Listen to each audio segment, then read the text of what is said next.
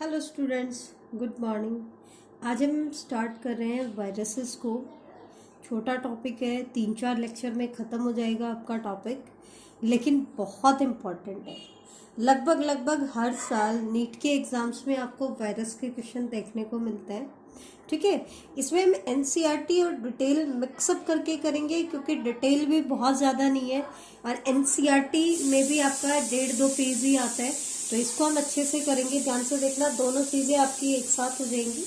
तो सबसे पहला पॉइंट एनसीईआरटी का आता है कि आर.एच. विटेकर ने जो 5 किंगडम क्लासिफिकेशन सिस्टम दिया था, उसके अंदर कुछ ऑर्गेनिजम्स को मेंशन नहीं किया गया।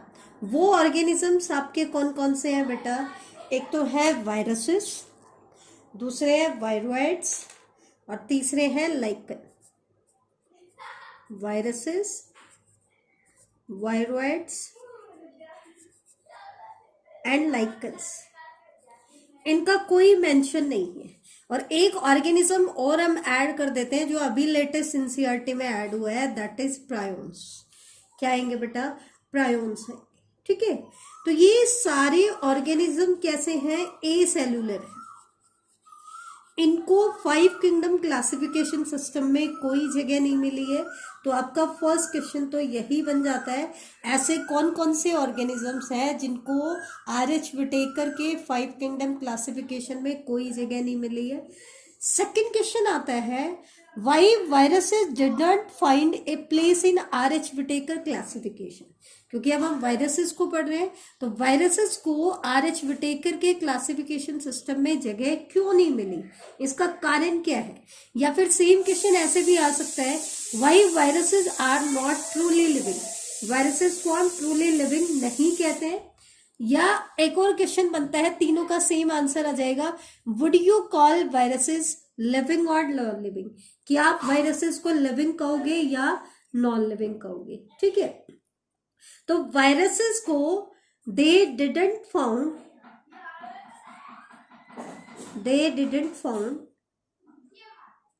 find a place in R.H. Whittaker classification. इनको आर.एच. विटेकर के क्लासिफिकेशन में कोई भी जगह क्यों नहीं मिली? इसका कारण क्या है? Because they are not truly living. वो ट्रूली लिविंग नहीं है। अब आप कैसे कहोगे कि वो ट्रूली लिविंग नहीं है? तो इसको हम कैसे कहेंगे बेटा? अगर हम क्राइटेरिया ले, किसका क्राइटेरिया ले? अगर हम ये मान ले कि लिविंग ऑर्गेनिज्म वो है जिसकी एक सेल स्ट्रक्चर है, जिसकी क्या है? एक सेल स्ट्रक्चर है। तो वायरसेस आपके कैसे हैं? नॉन सेल्यूलर है। ठीक है, नॉन सेल्यूलर है। इनकी जो स्ट्रक्चर होती है वो, अगर इनको कोई होस्ट बॉडी नहीं मिलती है, क्या नहीं मिलती है? कोई होस्ट बॉडी इनको नहीं मिलती है, तो ये इनर्ट हो जाता है और क्रिस्टलाइन स्ट्रक्चर एग्जिबिट करते हैं। क्रिस्टल की तरह क्रिस्टलाइज्ड हो जाते हैं। तो इसका मतलब लिविंग अगर हम उसको कहें जिसकी एक सेल स्ट्रक्चर होती है, तो इनकी तो कोई फिक्स सेल स्ट्रक्चर नहीं होती, क्योंकि ये नॉन सेल्यूलर होते हैं और होस्ट बॉडी से बाहर ये इनर्ट हो जाते हैं और क्रिस्टलाइन हो जाते हैं। ठीक है, तो इसका मतलब ये ट्रूली लिविंग भी नहीं है। ठीक है, और ना हम वायरसेस को लिविंग कह सकते, ना ही नॉन लिविंग कह सकते। इसका कारण क्या है? लिविंग तो क्यों नहीं कह सकते? ये वाले कैरेक्टर है। ठीक है, और नॉन लिविंग क्यों नहीं कहेंगे, उसके भी मैं आपको कैरेक्टर दिखाऊंगी, क्योंकि ये कुछ कैरेक्टर लिविंग के एग्जिबिट करता है और कुछ कैरेक्टर किसके एग्जिबिट करता है? Non living. एक्चुअल में क्या होता है, अगर वायरसेस को होस्ट मिल जाए, क्या मिल जाए? होस्ट, तब तो ये लिविंग की तरह बिहेव करते हैं। और अगर इनको होस्ट ना मिले तो किसकी तरह बिहेव करेंगे? नॉन लिविंग की तरह। ठीक है, तो ये क्या करते हैं? क्यों?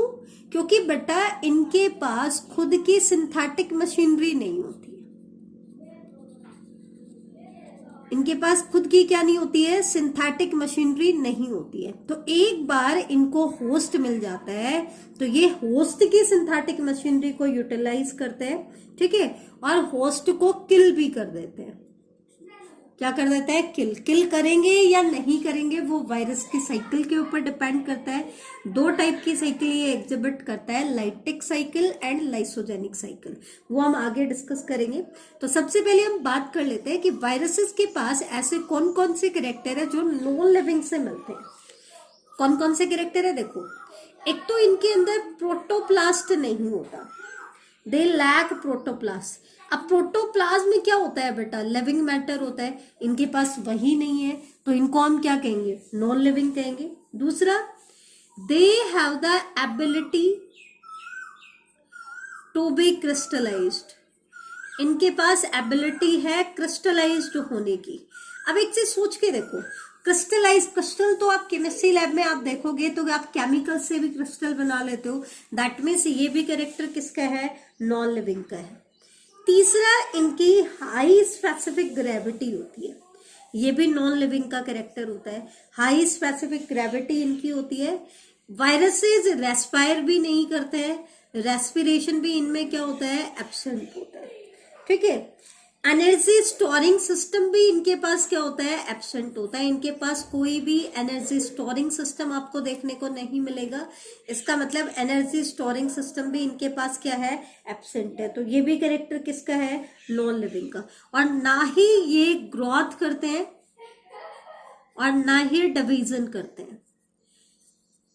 फिर ये मल्टीप्लाई कैसे करते हैं, उनका एक अलग मेथड है, वो मैं आपको बताऊंगी। लेकिन इनकी जो क्योंकि नॉन सेल्यूलर खुद से डिवाइड नहीं करेंगे, लेकिन होस्ट की सिंथेटिक मशीनरी को यूज करके अपनी मल्टीपल कॉपीज बनाते हैं। कैसे बनाते हैं बेटा, ये अपने कंपोनेंट्स को अलग अलग मल्टीप्लाई करते हैं और एंड में असेंबल करते हैं। तो वो कैरेक्टर लिविंग का नहीं होता है, वो हम आगे डिस्कस करेंगे। और इसके कौन से कैरेक्टर्स हैं जो लिविंग से रिजेंबल करते हैं, तो पहला कि ये भी किससे बना हुआ होता है, ऑर्गेनिक मैक्रोमोलिक्यूल से बना हुआ होता है। किससे बना हुआ होता है, ऑर्गेनिक मैक्रोमोलिक्यूल से बना हुआ होता है। ऑर्गेनिक मैक्रोमोलिक्यूल्स कौन से, मैं आपको बता दूं, आगे हम डिस्कस करेंगे कि जो वायरसेस होते हैं उनको हम कहते हैं न्यूक्लियो प्रोटीन एंटिटी। इसका मतलब न्यूक्लियो वर्ड किससे है, न्यूक्लिक एसिड से, और प्रोटीन एक आपका कंपोनेंट हो गया। इसका मतलब ये दो चीजों से मिलकर के बने हैं, न्यूक्लिक एसिड और प्रोटीन से, ठीक है।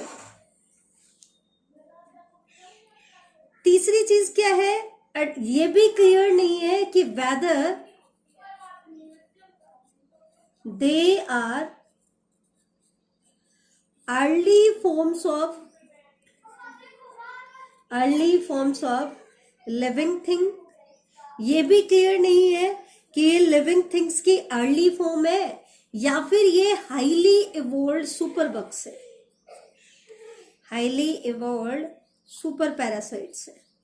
हम नहीं कह सकते कि ये अर्ली फॉर्म्स है या ये सुपर पैरासाइट है, हाईली इवॉल्व्ड है, ठीक है, क्योंकि कुछ कैरेक्टर ये एडवांस के शो करता है और कुछ कैरेक्टर प्रिमिटिव शो करते हैं।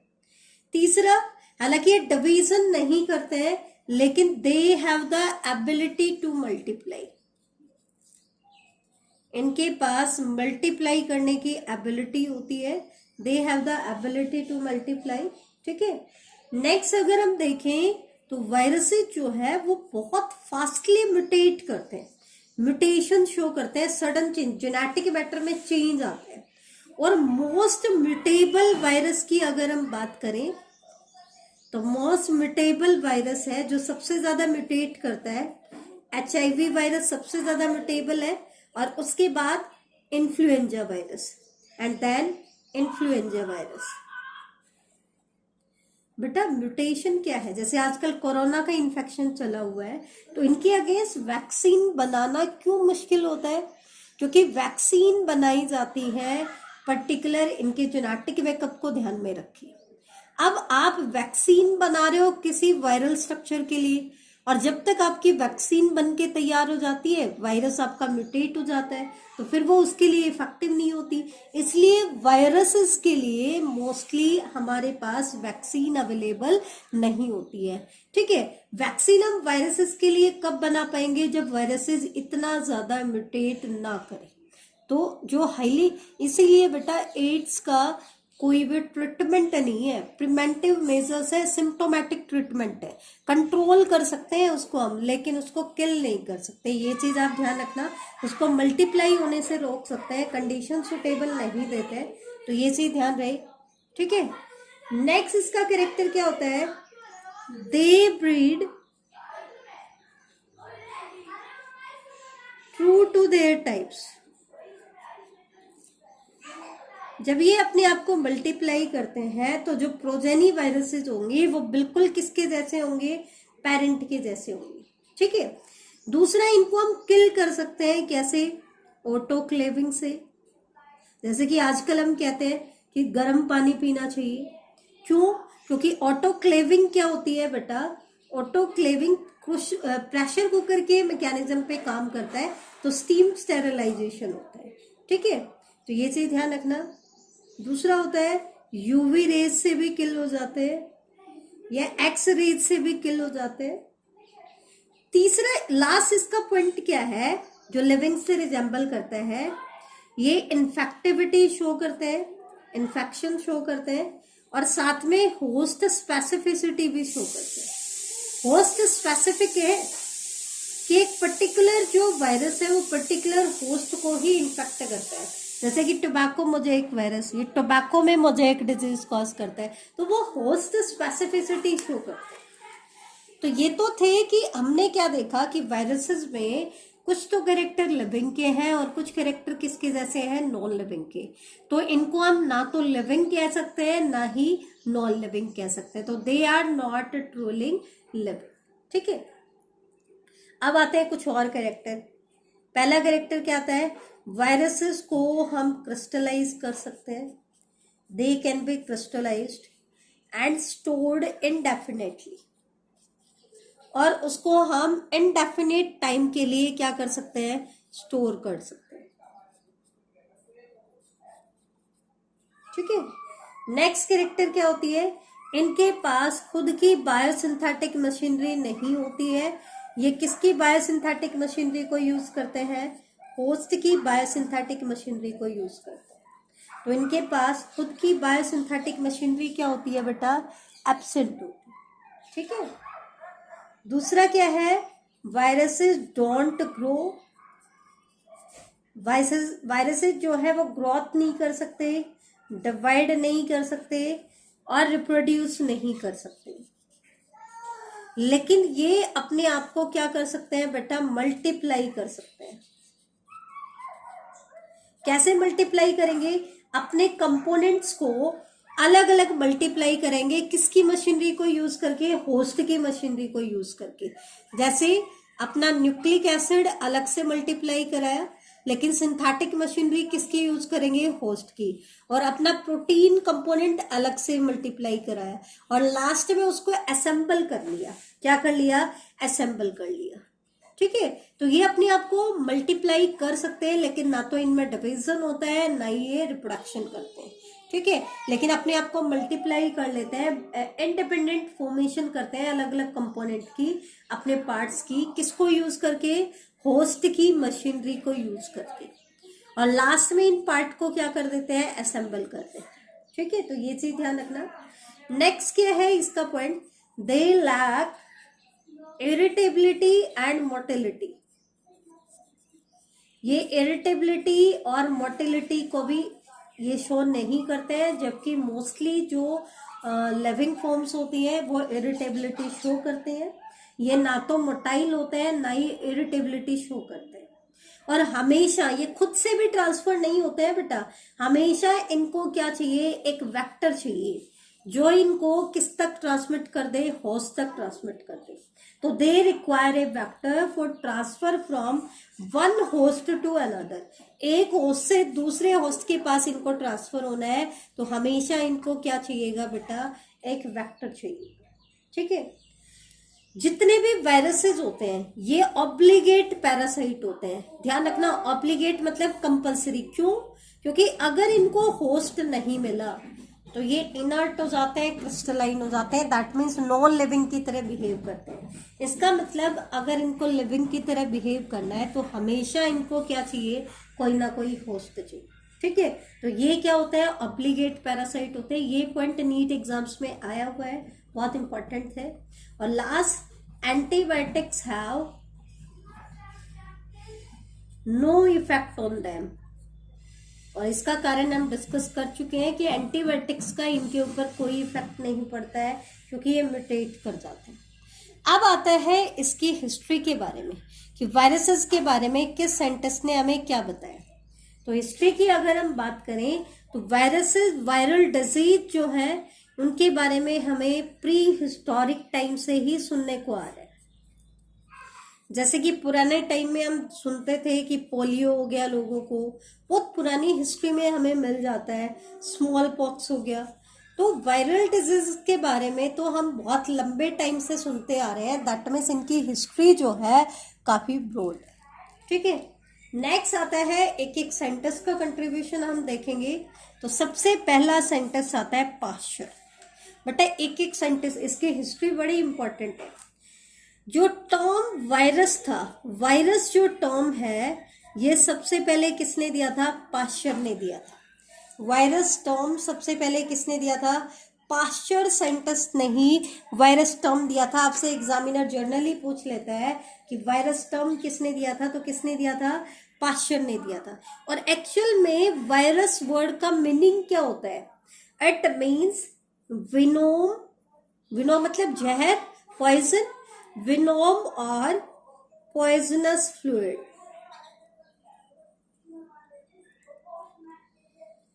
ये क्या होता है? एक विनोम या पॉइजनस फ्लूइड होता है। एक से ध्यान रखना, पाश्चर ने ही सबसे पहले एंटी रैबीज वैक्सीन को भी डेवलप किया था। किसको डेवलप किया था? एंटी रैबीज वैक्सीन को। ठीक है, तो सबसे पहले एंटी रैबीज वैक्सीन को किसने डेवलप किया था? पाश्चर ने।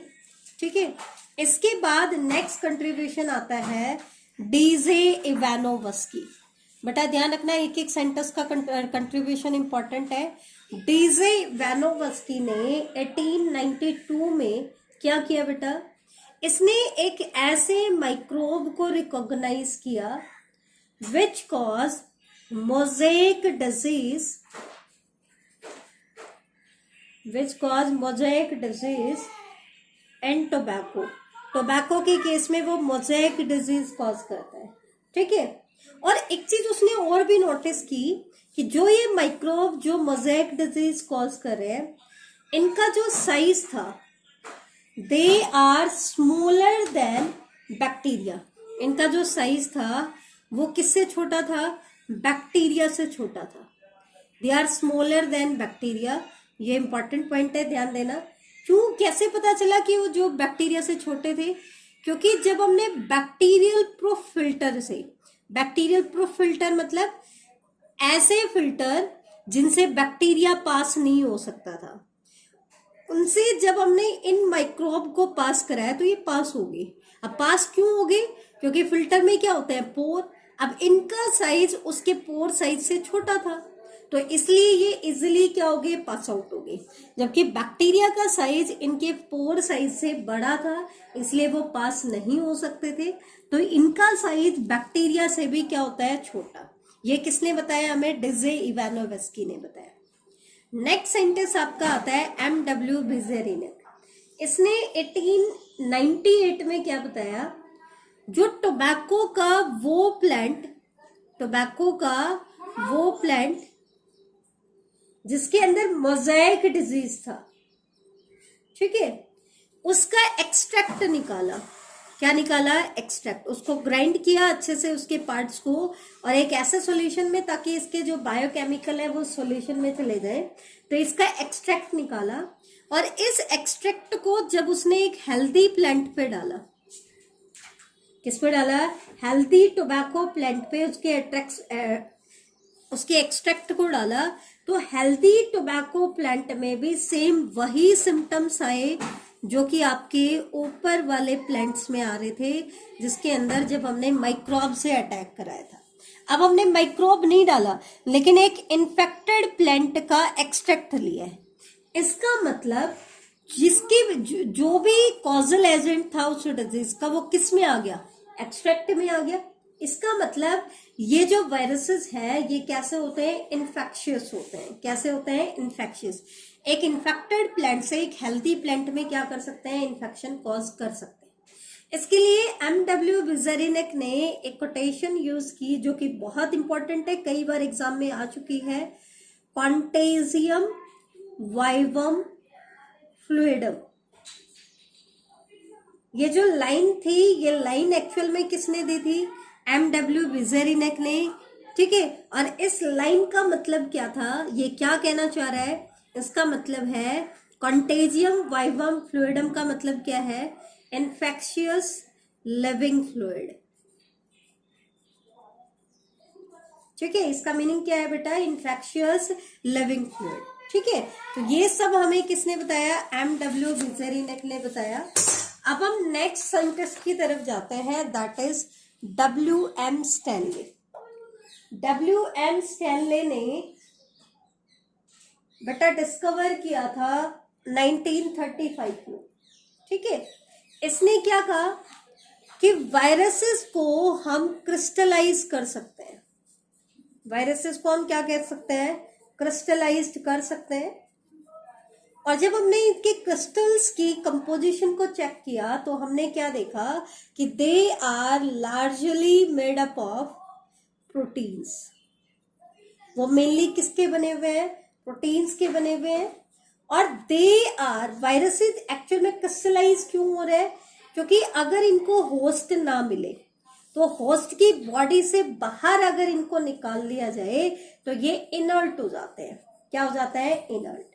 ठीक है, और WM स्टैनले ने ही हमें ये बताया कि वायरसेस क्या होते हैं?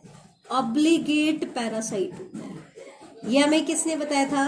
WM स्टैनले ने। ठीक है, तो दो चीजें इसने बताई कि वायरसेस को हम क्रिस्टलाइज कर सकते हैं। वायरसेस जो है होस्ट की सेल से बाहर क्या हो जाते हैं? क्रिस्टलाइज हो जाते हैं। अब वायरसेस ऑब्लिगेट पैरासाइट है। ये दो बातें हमें किसने बताई? WM स्टैनले ने। नेक्स्ट सेंटेंस आता है बॉयडन एंड पीरी। इसने एक्चुअल में प्रोटीन का वायरसेस का न्यूक्लियोप्रोटीन नेचर बताया था। कैसा नेचर बताया था? न्यूक्लियोप्रोटीन नेचर बताया था वायरसेस का, कि जो वायरसेस होते हैं वो न्यूक्लिक एसिड और प्रोटीन के बने हुए होते हैं। ये बात हमें किसने बताई थी? बॉयडन एंड पीरी ने। ठीक है, और हम क्या देखते हैं कि वायरसेस जो है, viruses can't grow on non living culture। Viruses जो है वो नॉन लिविंग कल्चर पे ग्रो नहीं कर सकते। दैट मीन्स इनको ग्रो करने के लिए क्या चाहिए? लिविंग बॉडी चाहिए, होस्ट चाहिए। तो ये चीज आप ध्यान रखना। ठीक है, it require living cell for its metabolism and multiplication. अपनी मेटाबॉलिज्म और मल्टीप्लिकेशन करने के लिए वायरसेस को क्या चाहिए? कोई लिविंग बॉडी चाहिए। क्या चाहिए बेटा? लिविंग बॉडी चाहिए। यह हमें किसने बताया? बॉयडन एंड पीरी ने। ठीक है, तो ये तो था हिस्ट्री के बारे में। अब हम थोड़ा सा देख लेते हैं आर्बो वायरसेस हम किसे कहते हैं। आर्बो वायरसेस वो वायरसेस हैं जिनके लिए जो वेक्टर चाहिए वो वेक्टर होता है कोई अर्थ्रोपोड। तो क्योंकि हमने कहा था कि वायरसेस खुद से ट्रांसमिट नहीं होते हैं, इनको किसी वेक्टर या कैरियर की जरूरत होती है। तो अगर वो वेक्टर या कैरियर कोई अर्थ्रोपोड है तो उन वायरसेस को हम क्या कहते हैं? आर्बो वायरसेस कहते हैं। जैसे कि येलो फीवर वायरस। कौन सा वायरस बेटा? Yellow fever virus. ठीक है, तो ये चीज आप ध्यान रखना। अब हम देख लेते हैं वायरस के स्ट्रक्चर के ऊपर। अगर हम आए तो वायरसेस जो होते हैं बेटा, उनकी बॉडी के अंदर कुछ कंपोनेंट्स हमें देखने को मिलते हैं। जैसे कि सबसे पहला कंपोनेंट है न्यूक्लियोइड, कैप्सिड, कैप्सिड मतलब उनकी जो प्रोटीन कॉट होती है उसको हम क्या कहते हैं, कैप्सिड कहते हैं। कुछ वायरसेस जो होते हैं वो एनवलप्ड भी होते हैं, सभी नहीं होते, मेनली तो ये दो ही कंपोनेंट होते हैं, न्यूक्लियो प्रोटीन एंटिटी हम कहते हैं। तो कैप्सिड होती है उसकी प्रोटीन कॉट, तो प्रोटीन और न्यूक्लिक एसिड के बने हुए होते हैं। लेकिन कुछ वायरसेस में आपको एनवलप देखने को मिलेगा और कुछ वायरसेस एंजाइम्स की प्रोडक्शन भी करते हैं। तो सबसे पहले हम इसका सबसे इंपॉर्टेंट पॉइंट ले लेते हैं, इसका न्यूक्लियोइड। तो बेटा न्यूक्लियोइड किसको रिप्रेजेंट करता है, इट रिप्रेजेंट वायरल क्रोमोसोम, ये वायरल क्रोमोसोम को रिप्रेजेंट करता है। इसके अंदर एक सिंगल मॉलिक्यूल होगा किसका, न्यूक्लिक एसिड का। और वो न्यूक्लिक एसिड क्या हो सकता है, ध्यान रखना, पहली चीज तो इट मे बी लीनियर और सर्कुलर। जो न्यूक्लिक एसिड है वो लीनियर भी हो सकता है और सर्कुलर भी हो सकता है। लीनियर मतलब दोनों एंड ज्वाइंटेड नहीं होंगे, और सर्कुलर मीन्स दोनों एंड क्या होंगे बेटा, ज्वाइंटेड होंगे। ये चीज ध्यान रखना, लीनियर भी हो सकता है और सर्कुलर भी हो सकता है। दूसरा इंपॉर्टेंट पॉइंट क्या है, जेनेटिक मटेरियल या तो डीएनए होगा या आरएनए होगा, ठीक है, एक से ध्यान रखना, लेकिन नेवर बोथ, ये चीज सबसे इंपॉर्टेंट है, या तो जेनेटिक मटेरियल डीएनए होगा या आरएनए होगा। न्यूक्लिक एसिड के तौर पर या तो डीएनए होगा या आरएनए। वायरसेस में कभी भी दोनों नहीं मिलेंगे आपको, या तो डीएनए जेनेटिक मटेरियल के तौर पर होगा या आरएनए। अगर डीएनए जेनेटिक मटेरियल है तो ऐसे वायरसेस को हम बोलेंगे डीऑक्सी वायरसेस, और अगर आरएनए जेनेटिक मटेरियल है तो ऐसे वायरसेस को हम बोलेंगे राइबो वायरसेस। क्या बोलेंगे, राइबो वायरसेस। अब जो डीऑक्सी वायरसेस है उनके अंदर तीन शेप हमें देखने को मिलते हैं, मे बी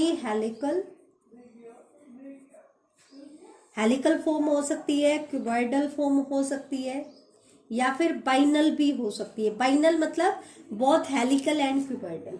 जबकि राइबो वायरसेस जो होते हैं या तो हेलिकल होते हैं या क्यूबॉइडल होते हैं, ठीक है। एक चीज और ध्यान रखना, मोस्ट एनिमल वायरसेस जो होते हैं ना बेटा, जो जिनका होस्ट क्या होता है, एनिमल होता है। एनिमल वायरसेस एनसीईआरटी का पॉइंट है, ध्यान से देखना। मोस्ट एनिमल वायरसेस में जेनेटिक मटेरियल या तो सिंगल स्ट्रैंडेड या डबल स्ट्रैंडेड आरएनए होता है, या फिर डबल स्ट्रैंडेड डीएनए होता है। ध्यान रखना, एनिमल वायरसेस में जेनेटिक मटेरियल क्या मिलेगा, या तो आरएनए तो दोनों फॉर्म में मिल सकता है, सिंगल स्ट्रैंडेड फॉर्म में भी और डबल स्ट्रैंडेड में। लेकिन डीएनए मिलेगा तो मोस्टली कैसा मिलेगा, डबल स्ट्रैंडेड डीएनए मिलेगा। जबकि ज्यादातर जो प्लांट वायरसेस होते हैं उनके अंदर जेनेटिक मटेरियल होता है सिंगल स्ट्रैंडेड आरएनए। मतलब अगर आपको तुक्का लगाना है, आपको नहीं पता कि इसके अंदर जेनेटिक मटेरियल क्या है, तो ये कॉन्सेप्ट आपके काम में आएगा। अगर प्लांट वायरस है तो मोस्टली क्या होता है, सिंगल स्ट्रैंडेड आरएनए होता है। तो ये चीज ध्यान रखना। तो अब मैं आपको कुछ एग्जांपल्स बताती हूँ। ये टेबल बहुत इंपॉर्टेंट है, एनसीईआरटी में नहीं है, कुछ एग्जांपल एनसीईआरटी में है, बाकी नहीं है, तो इनको ध्यान से देखना भाई कि किस वायरस में जेनेटिक मटेरियल क्या है। अगर वायरस में genetic material double stranded DNA है तो उसको हम बोलेंगे डबल स्ट्रैंडेड डीएनए वायरस। अब इनके एग्जाम्पल क्या है वो सबसे इंपॉर्टेंट है। तो बैक्टीरियोफाज T2 और bacteriophage T4, coliphage lambda, cauliflower mosaic virus, herpes virus, hepatitis B virus, adeno virus, polyoma virus, pox virus और सीमियन वायरस 40, जिसको हम शॉर्ट में SV40 भी कहते हैं। इन वायरसेस के अंदर जेनेटिक मटेरियल होता है डबल स्ट्रैंडेड डीएनए। ऐसे ही कॉलीफाज 5174 जर्नली एग्जाम्पल आ जाता है, कॉलीफाज FD, कॉलीफाज MS2, इनके अंदर जेनेटिक मटेरियल होता है सिंगल स्ट्रैंडेड डीएनए। तो आप देख रहे हो कि डबल डीएनए के अंदर मोस्टली वायरसेस कैसे होता है, डबल स्ट्रैंडेड होता है, जबकि आरएनए में मोस्टली वायरसेस कैसे मिलेंगे आपको, सिंगल स्ट्रैंडेड मिलेंगे। सिंगल स्ट्रैंडेड आरएनए वायरसेस कौन कौन से हैं, tobacco mosaic virus, potato mosaic virus, bean mosaic virus, tobacco necrosis virus, poliomyelitis virus, foot and mouth disease virus, influenza virus और रिट्रो वायरस। रेट्रोवायरस मतलब जो रिवर्स ट्रांसक्रिप्शन करते हैं, आगे हम डिस्कस करेंगे। और डबल स्ट्रैंडेड आरएनए वायरसेस का एग्जांपल है रियो वायरस। क्या एग्जांपल है बेटा? रियो वायरस। ठीक है, एक रेट्रोवायरस और देख लो, रेट्रोवायरसेस क्या होते हैं, आपको अच्छे से क्लियर हो जाएगा। तो रेट्रोवायरसेस के केस में मैं आपको बता देती हूँ। तो रेट्रोवायरसेस मतलब ऐसे वायरसेस जिनके अंदर रिवर्स ट्रांसक्रिप्शन होता है। एक्चुअल में ट्रांसक्रिप्शन क्या होता है बेटा? डीएनए से आरएनए का बनना, ये जो प्रोसेस है इसको हम कहते हैं ट्रांसक्रिप्शन। ध्यान से देखना, ये चीज इंपॉर्टेंट है। मैंने क्या कहा? ट्रांसक्रिप्शन क्या होता है? डीएनए के पास जो भी बायोलॉजिकल इंफॉर्मेशन है, उस बायोलॉजिकल इंफॉर्मेशन से क्या बनाना? आरएनए बनाना। ये क्या कहलाता है? ट्रांसक्रिप्शन। क्या कहलाता है? ट्रांसक्रिप्शन। लेकिन इन वायरसेस में क्या होता है? आरएनए से डीएनए बनता है, तो ट्रांसक्रिप्शन का उल्टा होता है, इसलिए इसको हम क्या कहते हैं? रिवर्स ट्रांसक्रिप्शन कहते हैं। अब रिवर्स ट्रांसक्रिप्शन से जो डीएनए बनता है और एक जेनेटिक मटेरियल के तौर पर जो डीएनए है, इन दोनों में क्या डिफरेंस है? रिवर्स ट्रांसक्रिप्शन से जो डीएनए बनेगा उसको हम बोलेंगे सीडीएनए। सीडीएनए मतलब कॉम्प्लीमेंट्री डीएनए। इसका मतलब ये जो डीएनए बना है कॉम्प्लीमेंट्री रूल के अकॉर्डिंग बना है। कॉम्प्लीमेंट्री रूल क्या कहते हैं? आरएनए में 4 टाइप के नाइट्रोजनस बेस होंगे, AUGC। तो जब इस आरएनए से आप डीएनए बनाओगे तो A के कॉम्प्लीमेंट्री T आएगा, U के कॉम्प्लीमेंट्री A आएगा, G के कॉम्प्लीमेंट्री C और C के complementary Z and vice versa. ठीक है, आपको एक चीज तो पता है कि आरएनए में थाइमीन नहीं होता, थाइमीन की जगह पे क्या आएगा? यूरासिल। तो अगर आरएनए में यूरासिल है तो उसके अपोजिट क्या आ रहा है? एडेनिन आ रहा है। तो ये चीज आप ध्यान रखना, ये चीज इंपॉर्टेंट है आपकी। ठीक है, तो इस डीएनए को जो रिवर्स ट्रांसक्रिप्शन से बनता है उसको हम क्या कहते हैं? कॉम्प्लीमेंट्री डीएनए कहते हैं। रेट्रोवायरसेस जो है इनको हम ट्यूमर वायरस या कैंसर वायरस भी कहते हैं, क्योंकि ये ट्यूमर और कैंसर कॉज कराते हैं। इनके अंदर जेनेटिक मटेरियल होता है सिंगल स्ट्रैंडेड आरएनए। और ये चीज ध्यान रखना, रेट्रोवायरसेस को किसने डिस्कवर किया था? टैमिन एंड बाल्टीमोर ने। कब? 1970 में। इनके अंदर रिवर्स ट्रांसक्रिप्टेज एंजाइम होता है। रिवर्स ट्रांसक्रिप्टेज मतलब आरएनए से डीएनए बना रहे हैं। इसका मतलब ये किसके ऊपर डिपेंड है? आरएनए पे डिपेंड है। आरएनए की इंफॉर्मेशन को यूज करके क्या बना रहे हैं? डीएनए बना रहे हैं। बना क्या रहे हैं? डीएनए। अब डीएनए किससे बनाए? कई सारे न्यूक्लियोटाइड से मिलकर के बनाए। इसका मतलब न्यूक्लियोटाइड के पॉलीमराइजेशन से बनता है। ठीक है, तो एंजाइम कौन सा होगा? पॉलीमरेज। पॉलीमराइज किसको करा रहे हैं? डीएनए को करा रहे हैं। और किससे बना रहे हैं? आरएनए से बना रहे हैं। दैट मीन्स उसके लिए वो किसके ऊपर डिपेंड है? आरएनए पे। तो एंजाइम क्या हो जाएगा? RNA dependent DNA polymerase. जबकि ट्रांसक्रिप्शन में क्या होता है? डीएनए की इंफॉर्मेशन को यूज करके आरएनए बनाते हैं। दैट मीन्स एंजाइम क्या होता है? डीएनए डिपेंडेंट आरएनए पॉलीमरेज होता है। तो ये चीज आप ध्यान रखना। तो ये था आपका रिवर्स। एक्चुअल में क्या होता है? रिवर्स ट्रांसक्रिप्शन जो होता है वो सेंट्रल डोगमा की मॉडिफाइड फॉर्म है। क्योंकि central dogma of molecular biology क्या कहता है? Unidirectional flow of biological information होता है। कैसे? डीएनए से आरएनए के पास बायोलॉजिकल इंफॉर्मेशन जाएगी और आरएनए से प्रोटीन के पास बायोलॉजिकल इंफॉर्मेशन जाएगी। लेकिन रिवर्स ट्रांसक्रिप्शन तो क्या कह रहा है? उल्टा कह रहा है, आरएनए से किस में जाएगा? डीएनए। तो फिर इस डाइवर्सिटी को इंक्लूड करने के लिए सेंट्रल डोगमा को मॉडिफाई कर दिया गया। तो इसलिए हम कह रहे हैं कि रिवर्स ट्रांसक्रिप्टेज में मॉडिफाइड सेंट्रल डोगमा होता है। तो ये आज का हमारा लेक्चर है बेटा। इससे आगे हम नेक्स्ट लेक्चर के अंदर पढ़ेंगे। Thank you.